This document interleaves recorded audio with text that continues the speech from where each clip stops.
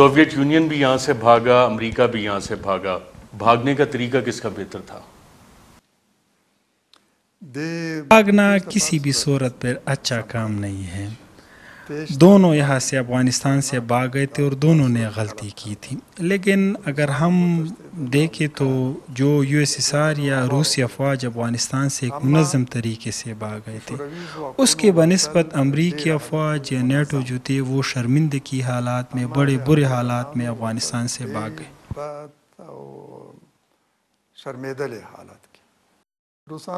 روسی افغانستان سے ایسے حالات میں نکل گئے جب ان نے اپنی پیچھے یہاں پر ایک حکومت چھوڑی اور وہ منظم کانوے کے ذریعے یہاں سے نکل گئی. ان کا آخری ملٹری یا فوجی جو یہاں سے نکل رہا تھا وہ ایک ملٹری جنرل تھا اور وہ 43 کور کمانڈ کا کور کمانڈر تھا جس کا نام گراموف تھا، اور جو افغانستان کی بارڈر کو کراس کر رہا تھا اور ترمس میں جا رہا تو اس نے جرنلسٹ سے کہا کہ افغانستان پر روسی افواج کا حملہ ایک بہت بڑی غلطی تھی اور روس کبھی بھی یہ غلطی نہیں دہرائے گا. امریکہ کا بھاگنے کو دیکھے تو امریکہ ایسے حالات میں نکل گئے تھے کہ اپنی آخری دنوں میں صرف ایئرپورٹ میں انہوں نے 300 کے قریب افغانیوں کو زخمی اور مارا تھا، اور ایسے حالات میں افغانستان سے بھاگ گئے کہ پوری ایئرپورٹ کو انہوں نے ڈسٹرائے کر دیا.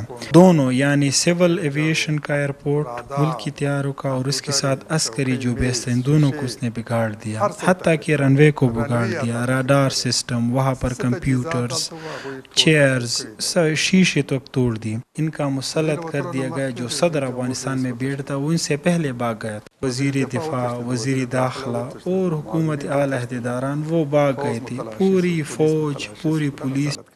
یہ سب کچھ ایسے حالات میں ہوا کہ صرف ایک ہفتے پہلے امریکی صدر نے اعلان کیا کہ افغانستان میں 3 لاکھ لیٹسٹ ایمونیشن اور اسلحے سے لیس حکومتی فورسز موجود ہیں جو طالبان کے 70,000 نفری کے خلاف ریزسٹنس کر سکتے ہیں، لڑ سکتے ہیں اور ان کا مقابلہ کر سکتے ہیں.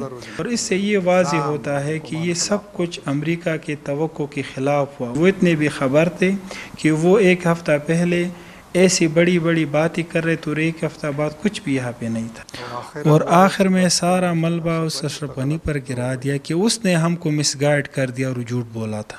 افغانستان میں فوج ان لوگوں نے، امریکہ نے بنائی تھی، اس کو تربیت دی تھی، پولیس ان نے بنائی تھی، ہر دفتر میں ان کے لوگ تھے، پورے ملک میں ان کی جاسوسی ایک نیٹ ورک تھا. ان کی ملٹری لوگوں سے ان کی انٹیلیجنس زیادہ تھی جو ان کو بار بار خبر دیتی، لیکن پھر بھی افغانستان کے حالات سے ایسے وہ بے خبر تھے.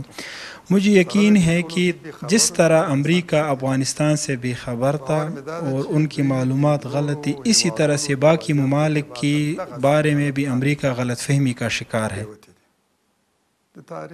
دنیا کی تاریخ میں ایسا ہی ہوا ہے کہ بڑے بڑے سپر پاورز نے ایک جنگ میں شکست کھائی ہے. روسی اتحاد جب ادھر آیا تھا تو ان کا بھی یہی حال ہو گیا تھا.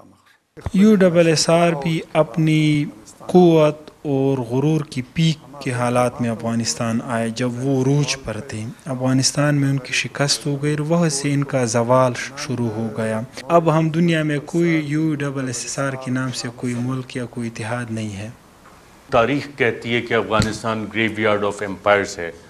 اس تاریخ میں آپ نے بھی 2 عدد چیپٹرز لکھے ہیں. تاریخ گلبدین حکمتیار کو کیسے یاد رکھے گی؟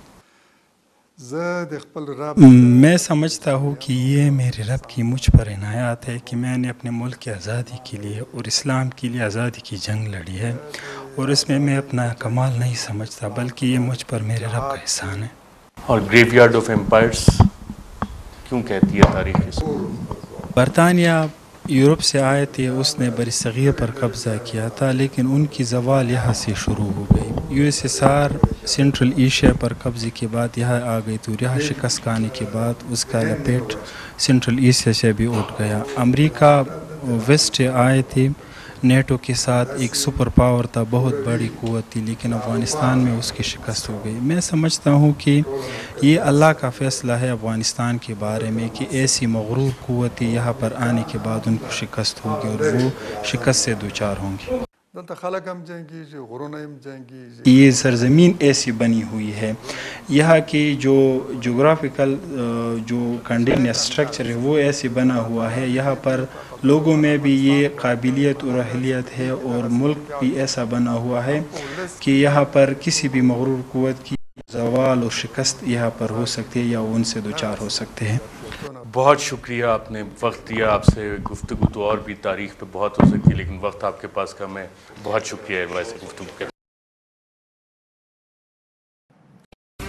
اہم ترین خبریں اب ایک کلک کی دوری پر، آپ کے پسندیدہ ٹاک شوز ہوں یا اہم ملکی یا غیر ملکی شخصیات کی نیوز کانفرنسز، ہر لمحہ باخبر رہنے کے لیے سبسکرائب کریں ہمارا یوٹیوب چینل۔